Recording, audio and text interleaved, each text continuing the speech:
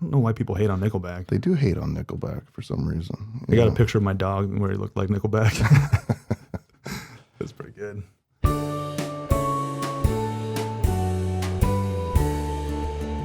Welcome to Building Bellingham. I'm your host, Leo Cohen. Today I get to sit down with a friend and mentor of mine, Ben Kinney. In the real estate world, Ben Kinney is a big name. He's built multiple successful businesses around real estate and owns brokerages across the United States. It's not often that I get to catch up with Ben. He's got so much going on, I've got a lot going on, but it's always great to sit down, talk about the world, talk about business, and just talk about how we can recharge to be the best versions of ourselves. The more CEOs, leaders, and entrepreneurs I speak with, the more I realize how business is truly a mindset game. You have to know the numbers. You have to build the relationships, but ultimately, you need to focus on what you can control. First of all, yourself.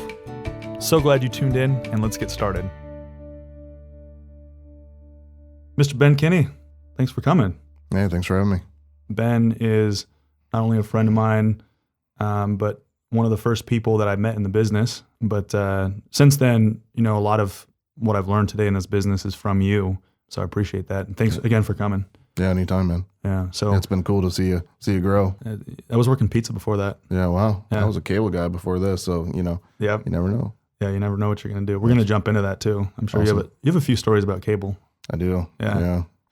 So who are you, and what do you do? It's a weird question because one, I hate talking about myself, and I consider myself a pretty regular guy. I'm average height. I'm probably a little above average weight, and I have a poor metabolism, and I can't tan for shit. But aside from that, I'm just a regular Whatcom County guy that enjoys walking with his golden retriever and hanging around in town at the same places probably most all the other listeners go to. But I think career-wise, who I am is I'm a Whatcom County business owner. My only business I've ever owned, or the first business I ever started, was here in Whatcom County, and I just never left. And I wake up every day trying to accomplish our goals and our missions. My history in business is real estate, and that's all I've done for over 16 years in some fashion. In fact, I say what we do is we do real estate. We do real estate technology, real estate sales, real estate brokerage, training, coaching, virtual assistants, mortgage, title, the whole thing. Escrow. Yeah. Concierge, essentially, right? Basically everything home, right? If you could think of what do people need for their home, that's what we do. And I particularly focus on helping real estate professionals do a great job at servicing their customers. And that's changed because when you started out with Keller Williams, and you were an agent yourself. You're still licensed, obviously, but now your business has changed from being an agent at Keller Williams to now owning not just the Bellingham Market Center, but I believe, is it 9 more in the Northwest? Yeah, we have 10 individual locations in Whatcom County, or in Washington State, and we have 9 in the UK. Real estate brokerage offices. So there's really different sections of your world, and what you're doing is you're trying to piece those all together to create the ultimate real estate experience, really ultimately about the customer, right? Yeah, we have 2 missions. Like, how do we help consumers experience home ownership? In fact, our mission statement is delivering the dream of home ownership everywhere. And I wholeheartedly believe in home ownership and its effects on the community and the neighborhoods, and its effects on people's individual wealth. The stats that some people throw out is the average renter in the United States has a net worth of $5,200. And the average homeowner in the United States has a net worth of $238,000 based on the 2016 census. They do every 3 years, so we should have an update coming. That's a massive disparity of wealth between those 2 individual parties. And you never know when somebody's going to have to need that wealth. I always say that you need to make a little bit more money than you are now for 3 reasons. 1, emergencies. Like, you never know when you're going to get cancer or get sick, or something's going to happen to your kid, or a natural disaster or whatever it might be. And 2, for opportunities. You never know when you want to start a podcast or start a business or buy this or buy a piece of real estate or whatever. And 3, and probably most importantly, is money gives you the ability to buy your time back. And it's with that time you can spend your time doing something more productive, or even better, spending it with the people you care, doing the things you love, creating memories and having experiences. And wealth gives you that ability to do that. And I think one of the fastest ways in America to build wealth is through home ownership. So I'm super passionate about helping the consumer experience home ownership and be able to take advantage of the gift we have in our country, which is the ability to own real estate. Tell me a little bit about your first experience, like what it was like when you bought a house and why that's created this whole world for you. Yeah, and I was a cable guy back in the late 99s and early 2000s, I guess. And I met a lady, and she owned a duplex, and her cable wasn't working. And I went out to her place, and she said, I just bought this place. And I said, hey, congratulations. That looks like it's an awesome condo. And she says, it's not a condo. And I said, well, what is it? And she said, it's a duplex. Well, mind you, I was raised super poor, in a cabin without power. And my parents, the cabin, my dad didn't even own it, right? And my mom was in a trailer or travel trailer or single wide, depending on where we're at. And they didn't own that either, right? So home ownership in itself was nothing I had ever considered for myself. She said, I own a duplex. And I looked at her and said, well, why didn't you just buy a house? She said, because when I own both sides. And I said, yeah, why didn't you buy a house? And she said, because the neighbors next door, their rent covers 100% of my mortgage. And I'm not a super bright guy, Leo, and I've always struggled, even stuttering and reading and a little bit dyslexic. But I looked at her and I said, you live for free? She's like, yeah, I guess that's the one way to put it. And I remember driving out of there and I'm like, I want this free deal. I want this free deal. The simplicity of it. Yeah. And I went to this mortgage guy and he said, all right, you can buy up to $230,000 and you got to put $11,500 down. And I said, all right. So I saved up $11,500 and I called him up. I said, hey, what next? He said, you got to get a real estate agent. I said, all right. So I found a real estate agent and he wasn't particularly good, unfortunately, because he kept trying to show me condos and houses. And he wouldn't show me a condo. I said, can we look at the other side? And he said, well, the other side isn't for sale. I said, you have to understand, I want the free thing. Yeah. like I'm signing up for this free thing. And he was never able to find me a property, but I started driving around Whatcom County and I would write down the addresses of all the duplexes that I liked. And I ended up finding one over by Whatcom Falls Park. And I started looking them all up online. And I noticed one thing is that some of them were owned by people that had a tax forwarding address of outside of town. I'm like, well, they probably may not even want this anymore. Mm-hmm. So I called this guy up and I said, hey, I see that you have a duplex here in Bellingham, and I'm a first time home buyer and I really like to buy a duplex and I want to rent in one side. And what did that cost at that time? What did a duplex? $230 to $250 probably is what they're going for. We should time travel. We should. Yeah. So I asked him. I said, hey, would you sell? And he said, yeah, I'd probably sell.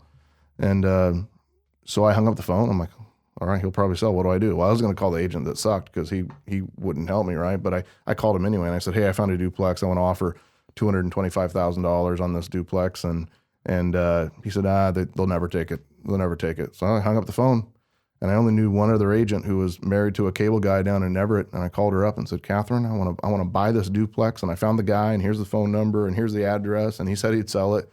She's great. What do you want to offer? And I said, I was thinking 225. She's like, put your best foot forward, Ben. I said, all right, I'm going to put 227 because I was approved to 230, right? Yeah. So we made the offer and he accepted it. And I was able to move in.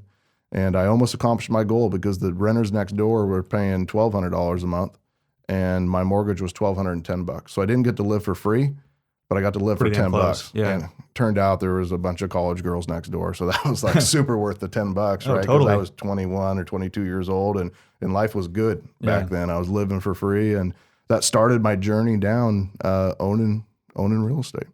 So it came from you knocking on a door for cable and then doing the work to find this person and just asking. Isn't that interesting that sometimes all it takes is a question? Yeah. Yeah. It's really, really strange that people are very afraid to ask questions like that, but it could open a door for you that could end up cascading into something like you're sitting here right now, probably for other reasons, but we met each other.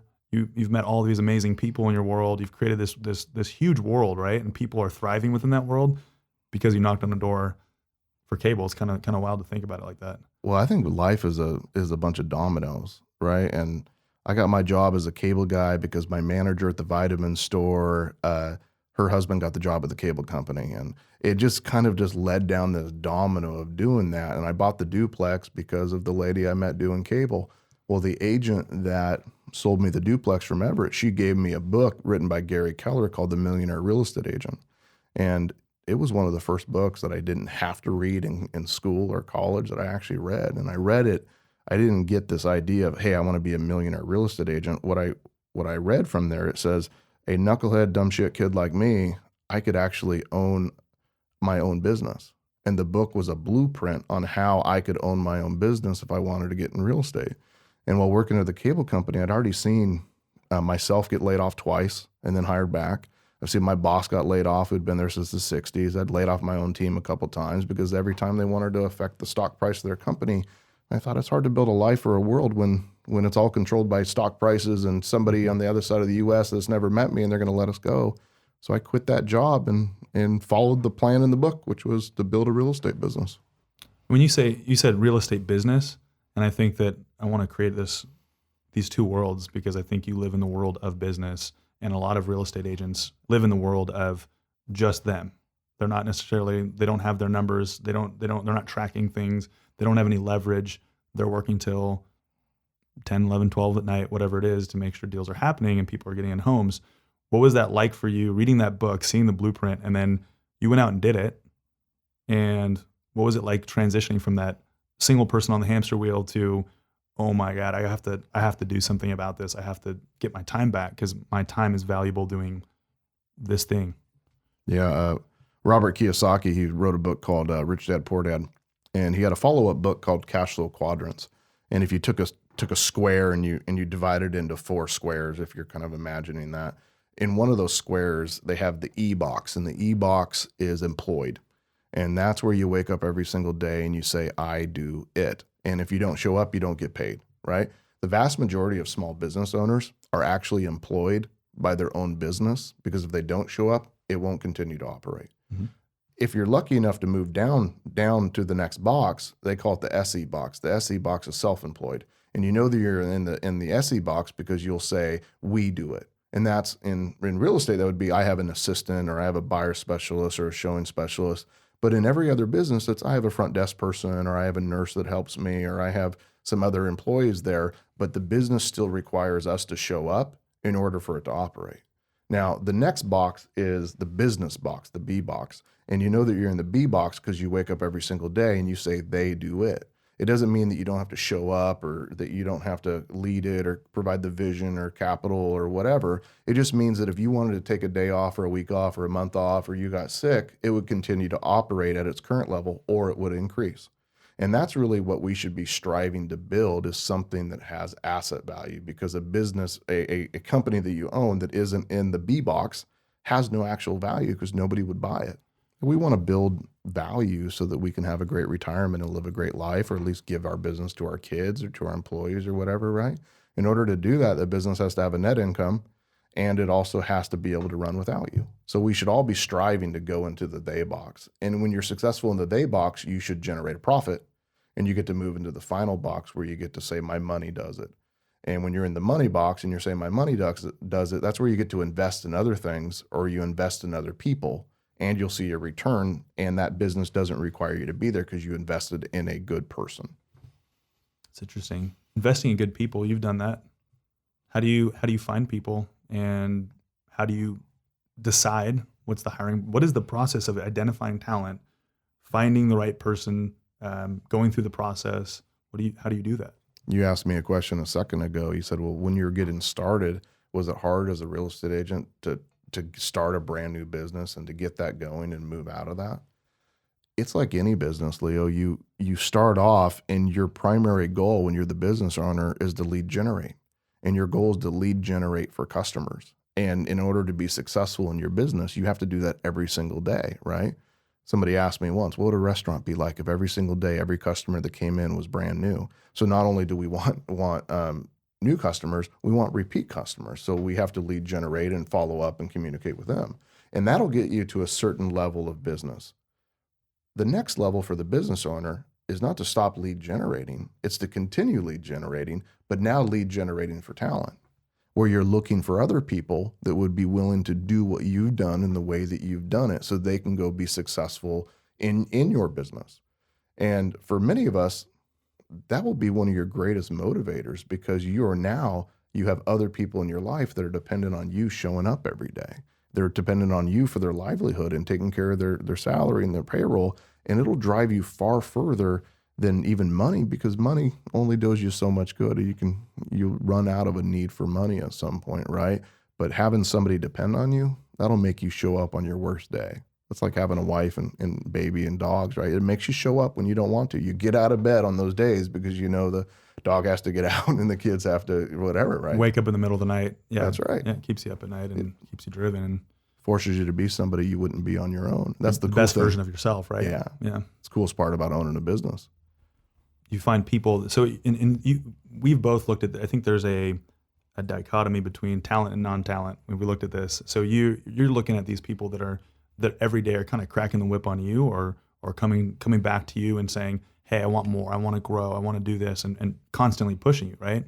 Yeah, I think everybody has talents and everybody can succeed in something, but it doesn't mean they're going to succeed in your business or my business. We're looking for somebody that can succeed in what we do, right? And the way we do it. So I look for three things in a person. Number one, I look for a high level of energy.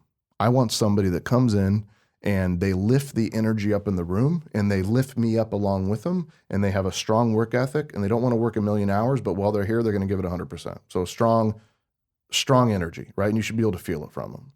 Number two, I'm looking for somebody that's extremely intelligent, somebody that's smart, not book smart, but somebody that's not going to show up to my potluck every time with a knife and a fork. I want those freaking meatballs, with the Hawaiian sauce. I want them showing up with something at my potluck, right?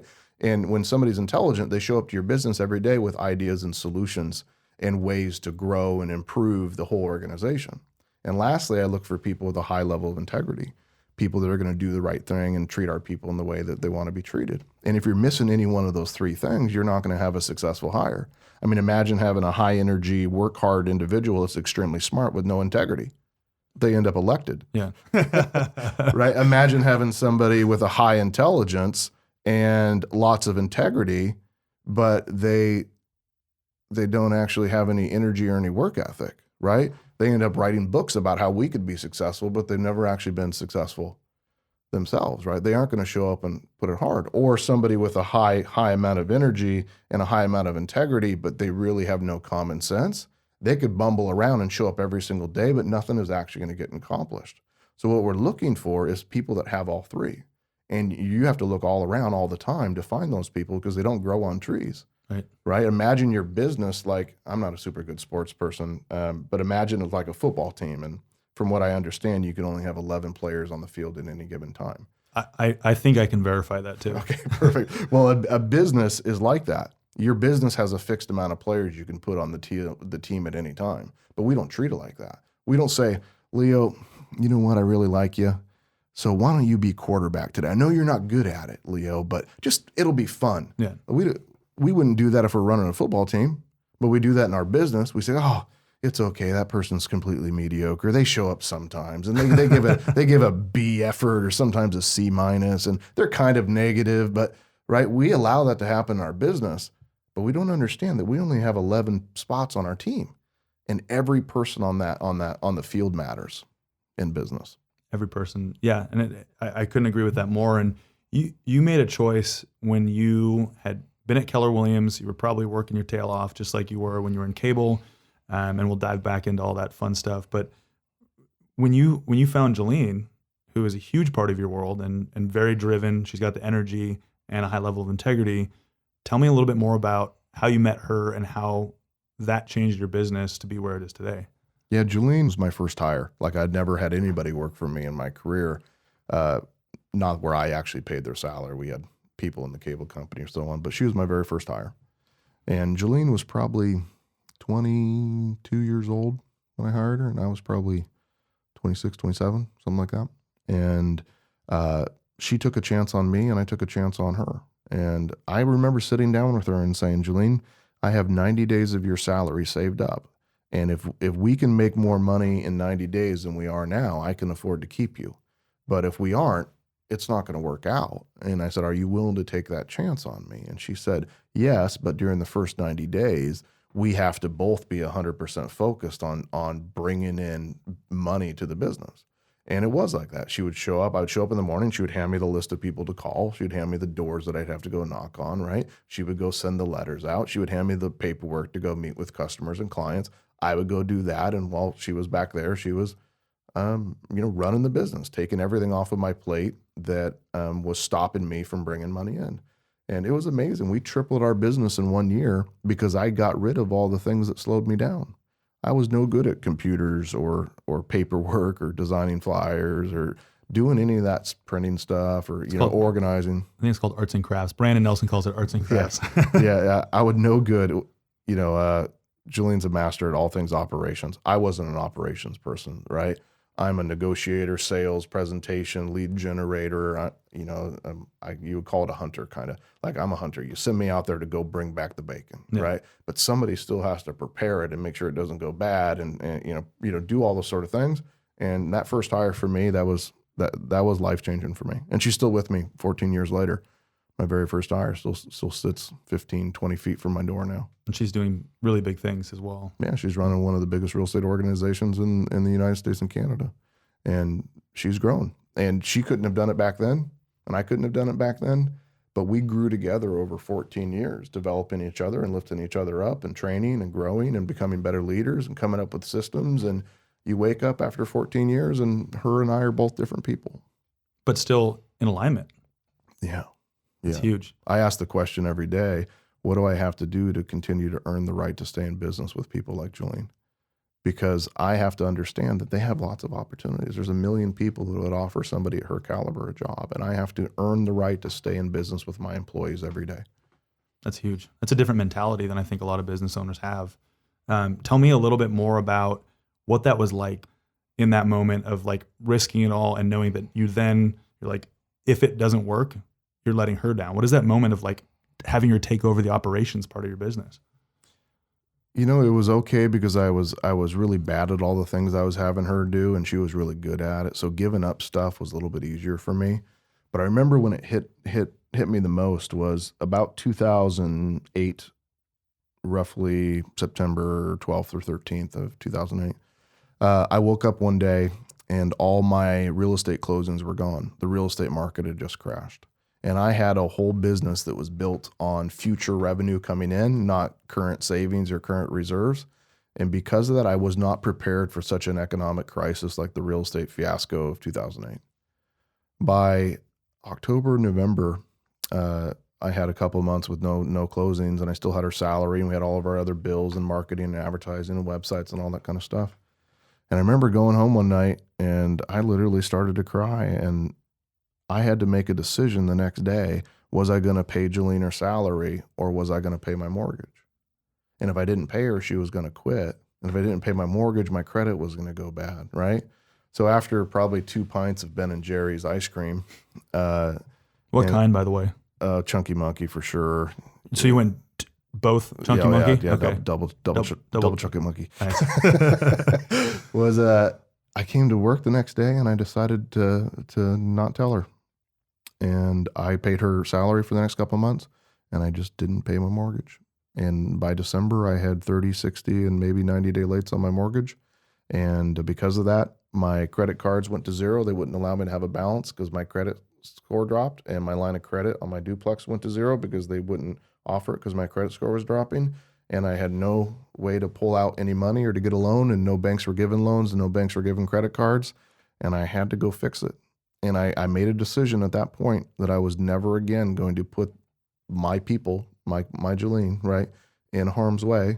And I wasn't going to put our business or our clients in that sort of harm's way because I wasn't being financially astute and I wasn't being prepared for things. And I completely changed my focus on wealth and money and business and expenses and profit that day. So what did you do during the downtime? I know that you shifted your focus with your business during that time to jump into short sales and foreclosures and really owning that market as well, right? Yeah, and by 2008, we didn't have the ability to do foreclosures and short sales because they weren't really there yet. They were just the start of the chaos. So it was a wave, it was kind of a ripple. Yeah, so what I did is I started focusing on pricing properties effectively. And I came up with a model, I call it the 5-5-5, 5 actives, 5 pennies, and 5 solds. And I come up with a bracket on where I think the home should be priced. and if I think it will sell or not. And if the seller refuses to price inside my bracket, we just won't take the listing. And I focused on price reductions. And I remember one day I sat my team down and I said, all right, we have $40 million worth of listing inventory. We need $400,000 worth of price reductions by next week. And they looked at me like I was crazy. And I said, I'm serious, whether it's $25,000 from each one or $1,000 from one and $399 from another, right? We're going to get $400,000. And we did it. And the next week we did the same thing. And the next week we did the same thing. And the next week we did the same thing. And pretty soon I was able to get the prices ahead of the market and help those people sell.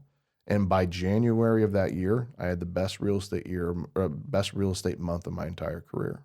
And those people that I got their prices dropped, I saved them, because if they wouldn't have, and they would have stayed higher, in 6 months or a year, that house was worth $40,000, $50,000, $60,000 less, right? And you just have to learn how to price your products so that it can move. And I had to become really honest with my customers and say, we're in a situation where you're chasing a snowball down a hill, and we got to find a way to get in front of it. And we changed those prices, and we got in front of it. And then I started looking at other opportunities. How do I help sellers short sell their home because they were so upside down? Or how do we work with banks, foreclosures, REOs? How do we help builders get outside of their mess or their situation? And then started building a foundational business from there, which led me into making some of our other investments into brokerages and franchises and things like that. So that was a big transitionary period in your business. So you refocused. Yeah, I did something else that probably saved us. Is I sat down with my credit card statements and my bank statements, and I had a red highlighter, a green highlighter, and a yellow highlighter. And on there, I went through everything, and I marked it green if I had to keep it. And I marked it yellow if I thought I could negotiate it, like my cable. You can always, by the way, I worked at Comcast. You can always negotiate your cable and your internet cheaper, right? Yeah, they'll squeal, right? Yeah, they will. They will. Tell them you're going to Dish Network. They'll drop it. So I went through and I would highlight everything yellow that I thought I could negotiate, or I thought I could live without, or I thought I could find a cheaper replacement. And then I put everything in red that I thought I could cancel or I was going to get rid of right away. And every month I would sit down with those statements and saw what I could get rid of.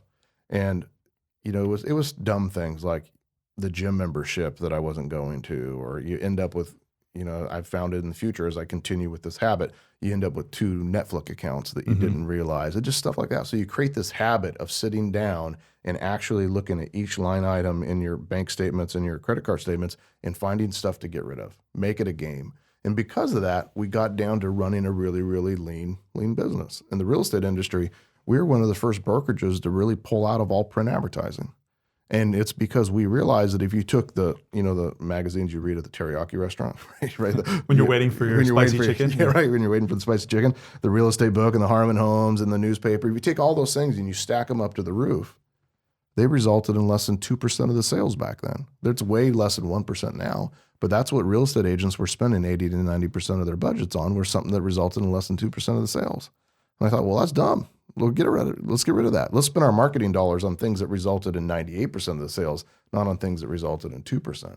So we just made strategies and we made changes and we stuck a flag in the ground and said, no, we're just not going to do that. Yeah. Bob Pritchett, who you should interview from Faith Life. I've actually met him, yeah. Awesome guy. He said, I made profit a line item on my budget. So he said, every month I'm going to agree that this is how much money my business is going to make. And he said, I made it a line item on my budget. And he made all the other numbers work so that ended up to his profit. And that's basically what I did. I took a profit first mentality and said that our business has to make X amount of profit or it's not even worth me having. Where so many other people in economic downturns, they just kind of throw everything to the side, or they bury their hands in their heads in the sand, or you buy a bunch of ice cream, or whatever, and they don't do anything, and they wake up and it's too late. Everything's gone. So you made that shift. You cut down your expenses, because real estate agents like spending a lot of, business owners, for that matter, like spending a lot of money on the shiny things. They love spending a lot of things that make their ego feel good. But if it doesn't generate a click, a call, a lead, or a closing, it's not something that you should spend money on. And you have to be real cautious that you don't wake up and realize that all the marketing and branding and dollars you're spending are just to inflate your ego or to win trophies, not actually to move the business forward. And I had to make that distinction.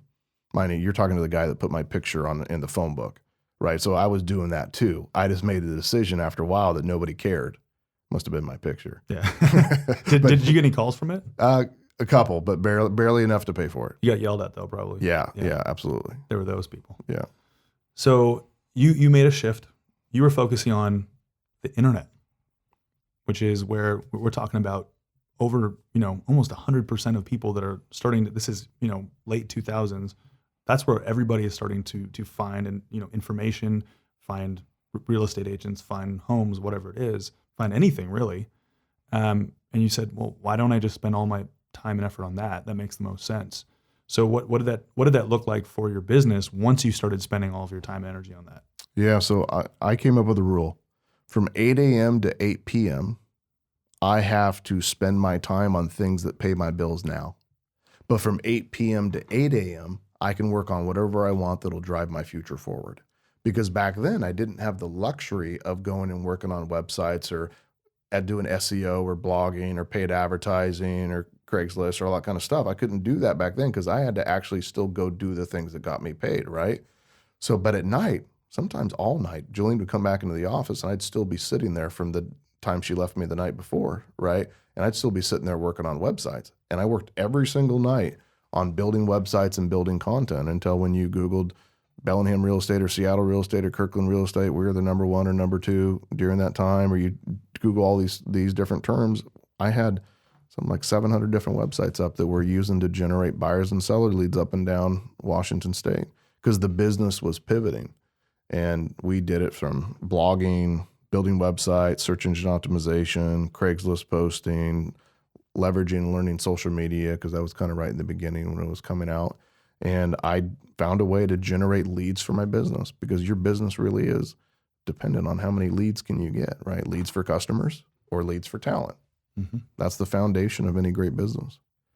So when was the pivot point? As you're building this, you're putting a flag in the ground up here in Bellingham, right? You said, I want to stay here. This is where I want to be. And you started building this awareness of online, which is where 98% of people are looking.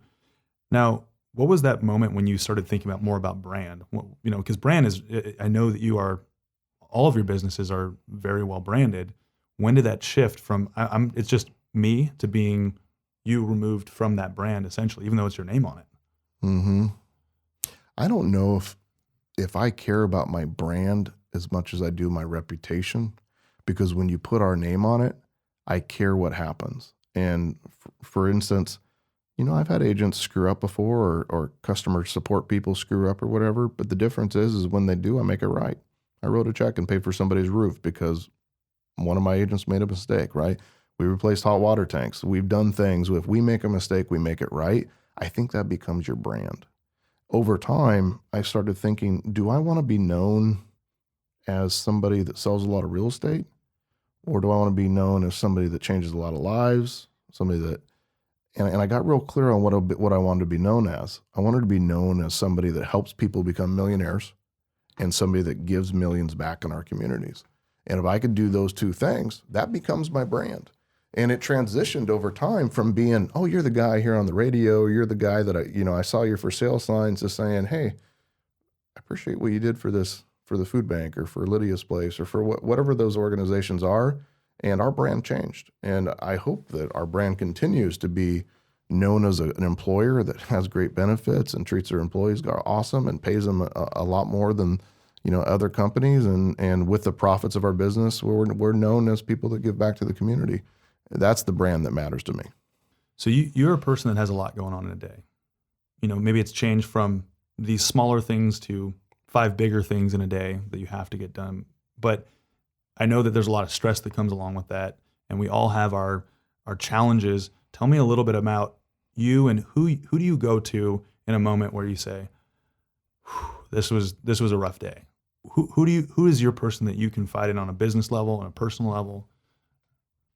I got a good group of friends and people that I can reach out to at any time. I'm very cautious though. Like I call it pooping in the kitchen. Like I'm very cautious whose kitchen I poop in because I don't want to walk in and then make my problem other people's problem. So I'm very cautious who I share with, right? What I normally do is realize that all my problems are my fault. I'm the one that caused them. I'm the only one who can do anything about it. So I try to think about what can I do to make it so I don't run into those things, or so those problems don't affect me as much as they could or they used to, right? So I put a lot of energy into understanding that winners focus on the things they can control and losers focus on the things they can't control. If I'm being a loser, I'm thinking, oh gosh, the weather sucks, or the traffic is shitty, or this employee just did this to me, or I can't believe my family, or whatever this thing is. I can't change any other people, and I can't change the weather, and I can't change the traffic, right? What can I change? Well, I can change how I respond to it. I can change who I hang around with. I can change how I use my time. I can change how I invest or use my money. And if I focus on that, I'm going to be happier more than not. In fact, I try to reflect on that. Something bad happens. Let's say an employee just quit.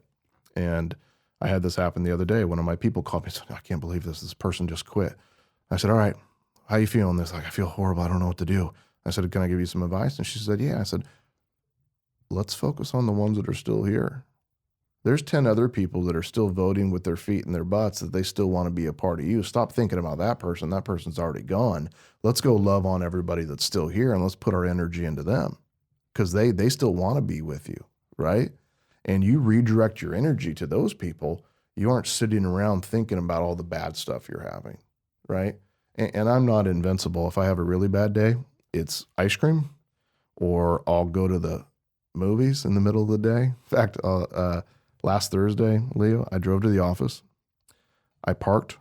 I sat in my truck for an hour and a half reading and dealing with stuff. And I put my truck in reverse and I freaking drove home. like I got ready for work and I went there and I had really good intentions to get out of my truck, but I didn't. And I wasn't feeling it. I'm like, you know what? I'm going to send my butt home. Yeah. And I did. I went home. I made a peanut butter and jelly sandwich. I watched some Netflix. And the next day I came back in all recharged, ready to go, happy and motivated and ready to rock. Yeah. Yeah. So you basically, you created this world, and I'll tell you, it's up on my wall. It's the control triangle. Yeah. Can you explain for our listeners a little bit more about what that is and why you created that? Because Yeah. visuals are good, right? Yeah. So I had a rough year, and that rough year I had to buy out a couple business partners, and my mom overdosed and passed away from drugs and alcohol. And 2 weeks later, my stepfather passed away. And on the day I buried my mom, I ended up finding one of my employees was embezzling money from me. And then towards the end of the year, I got home from a trip early, and my girlfriend had a boyfriend. And when you compound all those things together, it was a relatively rough year. And it was almost more than I could handle. And the only way that I survived was I came up with a control triangle. And the control triangle was just that. I focus on things I can control. And at the base of the triangle, I wrote think. Because if I can't control my thoughts, my mindset, I can't control anything else. And here's an example. I read this book that said, Leo, if you were to put water into a bucket, what shape would the water be in? Bucket. Shape of the bucket, right? Mm-hmm. Exactly. So in our lives, we have thoughts, we have internal dialogues, the things we think is possible, this negative self-talk, all that kind of stuff. Those thoughts, they become the bucket, not the water. And our life becomes the water. So our thoughts are creates these boundaries in this shell that our life ends up filling. And when we're having all these negative thoughts, a bunch of more negative stuff happens to us. And it sounds a little hokey and weird, but that's what I believe in. I believe that if I can't control my mindset or my thoughts, that there's nothing else I can control. Well, once you master your thoughts and you start working on your mindset, you move up the triangle to time. And time is one of the things that separates all great performance, right? We all have the same amount of time in the day. We all have the same amount of days, right? But some people seem to get so much done compared to others. And it's because they've learned to use time better. Steve Jobs said saying no, innovation was saying no 1,000 times. Gary Keller and Jay Papasan in the One Thing book said, every yes must be validated by 1,000 no's. And both of these extremely successful billionaires said that success was about saying no, not saying yes. And what I found is a lot of business owners and entrepreneurs and employees, they fill their calendars with a whole bunch of yeses, and they never have time to do their priorities. And they're overwhelmed because they got committees and meetings and podcasts and just all these other things they got to do, right? And they actually have no time to focus on things that matter. So one of the things I understood is that you can control your time. What you say yes to and what you say no to is a choice that you get to make. And how you vote on how you use your time will determine your success. Well, as you move up the triangle, it's who. So I believe that you can control who you're around, who mentors you and teaches you, who your coaches are, right? Who works for you, who your friends are, right? You can't control your family, but you can control how your family affects you. Like my mom, who I love very much and miss very much, she was a bad alcoholic. And if she called me anytime plus noon or past noon or 1 p.m., what would happen is she'd be drunk. And when she was drunk, she'd always talk about killing herself. And if I took that phone call at the end of the day, I'd be upset, right? Because I just heard my mom talking about not wanting to be alive, and it ripped my heart out, right? So what I would do is I just stopped answering my mom's phone calls after 1 p.m. I would check the voicemail, make sure she was okay. If she was okay, I'd call her back the next morning. Cool thing with an alcoholic is you call them back the next morning, they don't even remember that they called you the day before. So every call to mom was a good surprise, right? Yeah, she's happy, yeah. But I didn't allow her to ruin my day or affect me negatively, right? When I knew that there was a high probability that she was going to be drunk, right? And if I can control my mom's impact on my life, I can control who's around me at work and who works for me and the influence and my friends. And I make sure that people around me lift me up and people around me give me more energy than they take. And the very tip of the triangle is money. And I believe that we have the ability to control how we use our money in our business and in our lives. And in most situations, if we make smart decisions about that, we'll have more opportunities and less stress and so on. Well, when you master all four of those things, the base of the triangle expands because you think bigger, right? You have more opportunities. And your time expands because you have the ability to hire more staff or more leverage or have somebody else mow your lawn or clean your house, right? And all of a sudden you're around different people. You're meeting more cool people, right? You're talking to more people and they lift you up, right? And then all of a sudden you have more money and more ability to do good things with your money, and then your thinking expands and expands. And so this control triangle actually becomes this evolution, getting bigger and bigger to changing your life. So the ultimate solution from all of that is just making sure that you're filling your brain with, life isn't all positive, and so being realistic is good, but also choosing how you perceive things, choosing how you let things affect you, choosing how those affect your mindset, because that mindset's got to be a steel trap because that affects everything else, right? Yeah. A lot of people get disappointed by other people. Like we go and you say, I can't believe that my wife or my boyfriend or partner or my employee or my boss, they let me down today, and then we let it really affect us. And I read once that said, people don't disappoint you. Our expectations of them are what disappoints us. And yet what you have to hear is those are our expectations. Like we're expecting some other person to do exactly what we think or what we want them to do. Like they have their own life, their own things going on, right? So I can't change them. The only thing I can change is my expectations. So I need to focus on that, changing my expectations and not letting other people derail my happiness or my life or my day. Mm-hmm. And you've spent a lot of time recently, I think, more so is finding balance in your life, right? You went on a trip pretty recently. Was it 3 months? 57 days, yeah. Oh yeah, that's a long time. And being very involved in what you do, having that unplugged time. Tell me a little bit more about that experience, because I know that when we first met, I don't think I would leave the office. I could still see your light on. I'm like, geez, he's still here. And but seeing that transition, I think was really cool for me to see, because I know that was something you were working towards. What was that experience like for you to focus on what you enjoy to do? Yeah, I think sometimes we equate hours to success, and hours are not success. It's the quality of the hours. And that's what I'm mistaken as earlier in my career. So I thought the more hours I spent, the more successful I was going to be. It actually meant the more I show up in my best possible shape, potential, energy, mindset, right, and use those hours effectively, the better I'm going to be. So this summer I got done with work. It was like 8 p.m. and I was driving towards the freeway. I was in Eastern Washington, and I was getting towards I-90.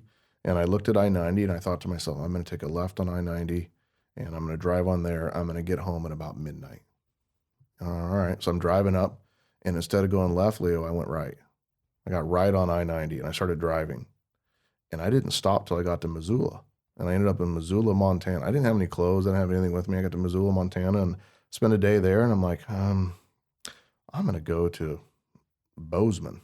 right? So I drove to Bozeman. I'm going to go fish for a day. And then the rivers were flooded. So then I'm like, well, might as well keep going. So I ended up in Billings, and then I ended up in South Dakota. Like, I've never been to Mount Rushmore. I'm going to go to Mount Rushmore. So Smaller than you think, right? Turns out you only need 6 minutes at Mount Rushmore. Like, you get out, you're like, Mount Rushmore, that's cool. And then you just get back in your truck. And then We're the bison. Yeah. And then you leave. But yeah, and I left, and then I went to the next place and the next place. And then I got about halfway across the US, and I thought, I've never driven all the way to the East Coast before. I'm going to drive all the way to the Atlantic Ocean. And I did. I drove, and I went through Chicago and the Adirondacks, and I went up to Niagara Falls, and I ended up in Connecticut on the beach. And one of my least intelligent moments in my life, I was sitting on the beach. I got there about 6 p.m., and I was sitting there, and I was thinking, I was sitting on a picnic table, and two things happened. One, a seagull jumped on the picnic table right in front of me. And my mom's favorite bird was a seagull. And I thought to myself, I wonder if that's my mom. And I started thinking, I wonder what the seagull's thinking. And the seagull, I thought, the seagull must be thinking, I hope this dude has a sandwich. Yeah, PB&J. Yeah, right? Peanut butter and jelly. With the crust. So then I started thinking, I'm going to watch the sunset on the Atlantic Ocean. And I put my feet back, and I sat back, and I started waiting for the sunset, and I started waiting and waiting. And the sunset never came, Leo. It never occurred to me. I'm born and raised on the West Coast. The sun sets on the west, not the east. They do not see sunsets on the East Coast on the Atlantic Ocean. They're missing out. They're missing out. Yeah. Yeah, but I never thought of that, right? So I waited till almost dark until I figured, I'm like, I'm such an idiot.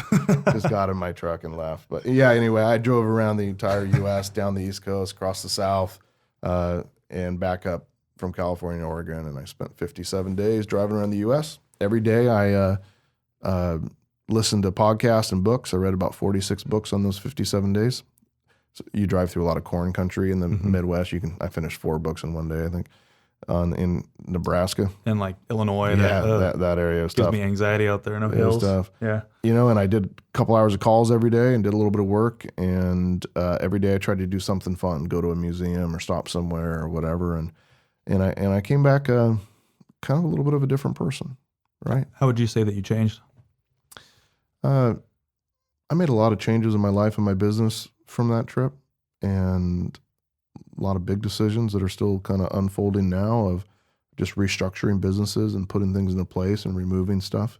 But I realized during that time how little I was needed and where I was actually needed.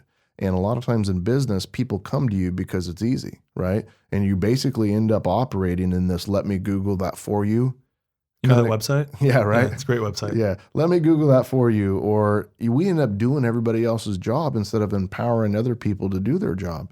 And I just had to change that. I had to say, I actually believe in you, Leo. I think you're going to do awesome. Go figure it out. Come to me if you have any problems, but come to me with a solution first, right? You've said that to me before. Absolutely, yeah, right? Yeah, because we want people to be our future replacements, and they can't be our future replacements if they aren't thinking for themselves. So it was a great trip for that, and learned a lot and read a lot, and still absorbing some of it, actually. So, and what was that first call to Jolene? And for anybody that doesn't know, Erin Granahan is awesome too. She's Ben's assistant. She's much more than that, but what was the first call like to both of those important people in your life? I never told them. So I was a couple weeks in, and Erin, my personal assistant, she's like, for like a week, she's like, you coming in today? I said, no, I don't think so. And then about a week and a half, 2 weeks later, she was like, I see a charge in like Chicago. Are you in Chicago? And I said, yeah.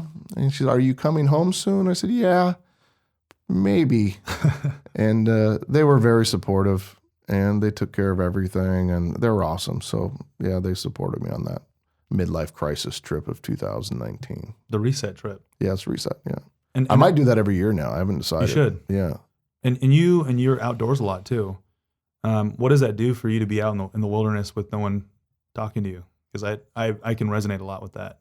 Yeah, I spent about an extra 30 days last year in the wilderness, whether that was in British Columbia or Alberta or Eastern Washington or different areas, camping and hiking. And I write down this little sentence. Somebody else probably came up with it, but I say it a lot. I say, sometimes you have to get lost to get found.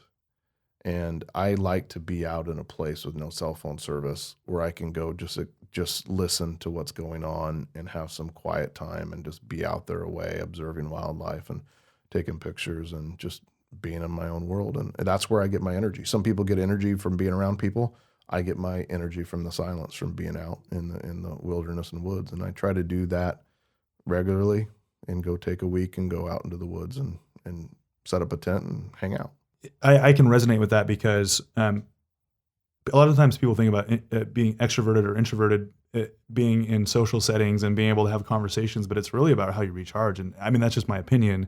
And believe it or not, I know you're going to laugh at me, but I've found that I get drained sometimes when I'm around too many people. And I know that you're like nodding at me, but I truly have found that being by myself and not talking gives me more time to listen and think. And I read this study from Harvard, and they were talking about stress. And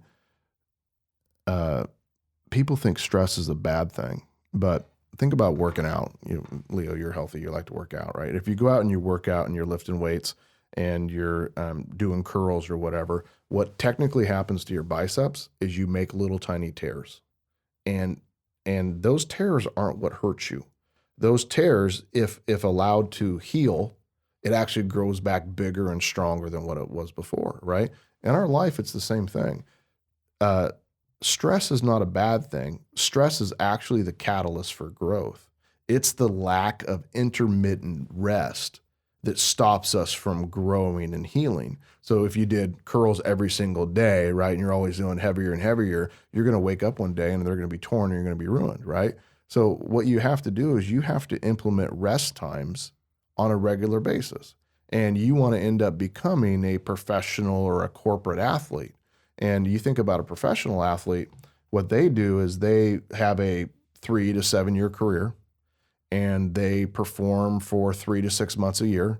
And then they have 6 months off and they have good health and rest and they work out for 3 or 4 hours a day. And then once a week, they perform for 15 minutes or an hour or 2 hours or whatever it might be, right? And that's a professional athlete's career. But when you look at a corporate athlete, Leo, what do we spend 40 years, 50 years, 60 years at work? And we work 10-hour days, 5 days, 6 days, 7 days a week, right? And we think 1 week to Hawaii every single year is going to allow us to recover and grow. It's not. We have a harder job than a professional athlete when you're an actual corporate athlete or a business owner. What you need to do is you need to institute intermittent rest on a regular basis every 90 minutes for you to be at peak performance all day at work.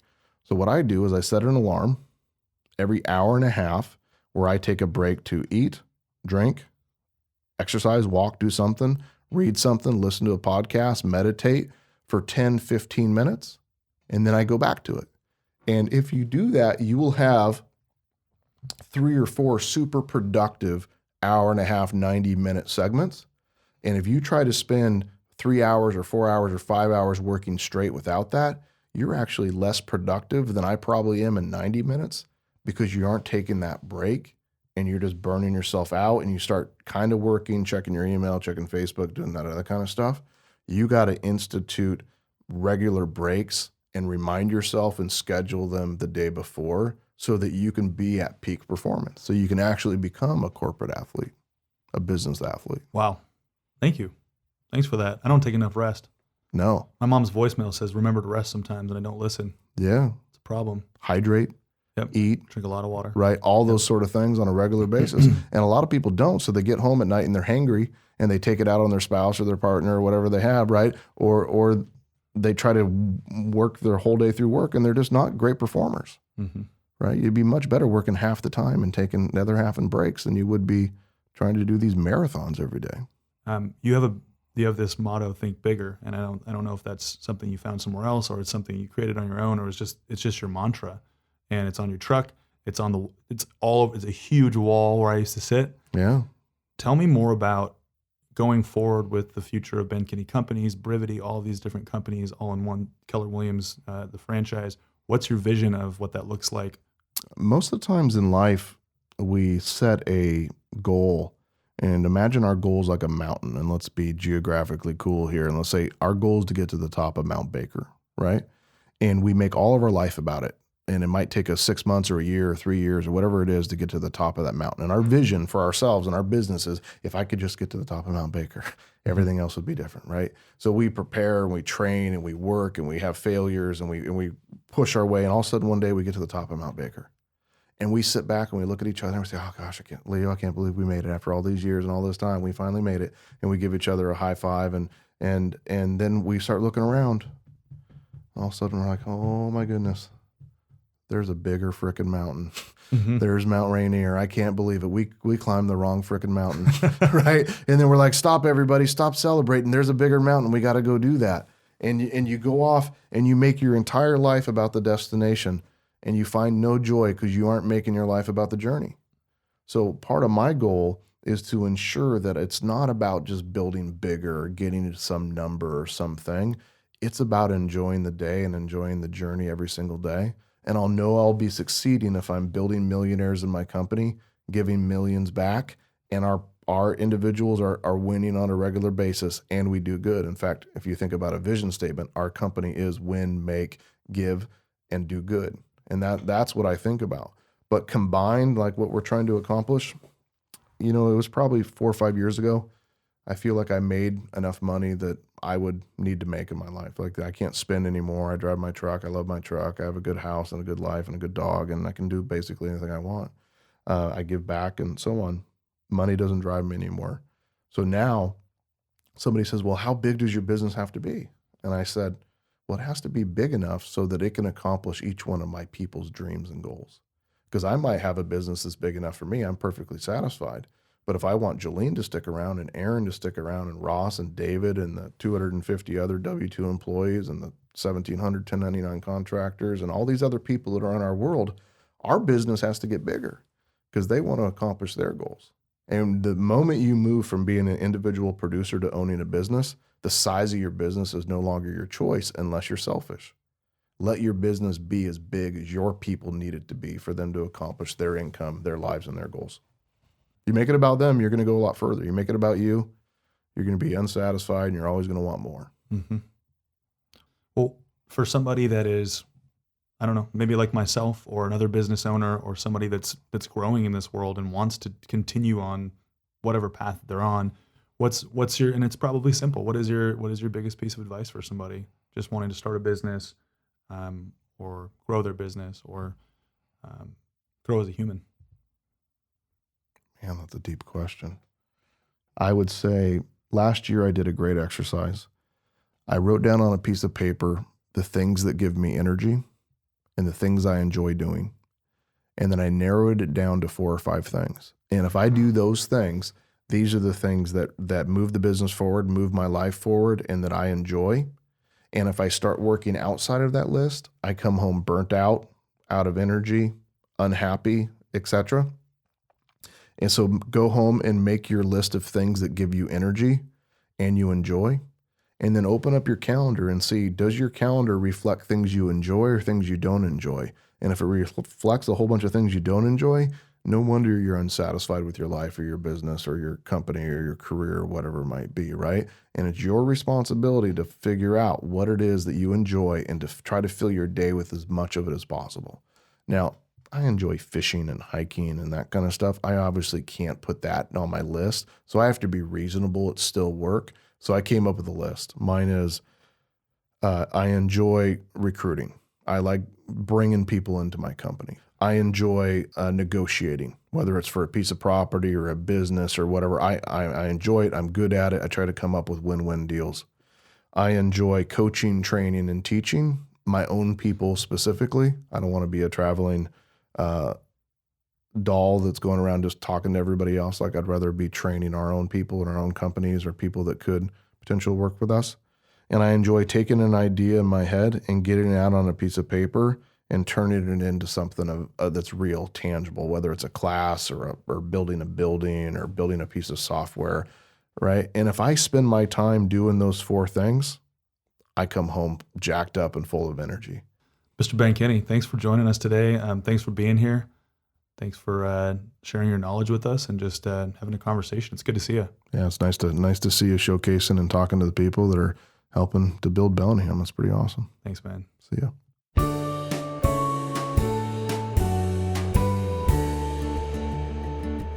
Thanks again to Ben Kinney. That's it for us, folks. For show notes and links, and for more information on Ben Kinney, visit www.livebellinghamnow.com/blog. This episode was produced and edited by David Pender Lofgren. It was recorded and mixed by Andy Rick at Binary Studios. Our social media Jedi is Cooper Hansley.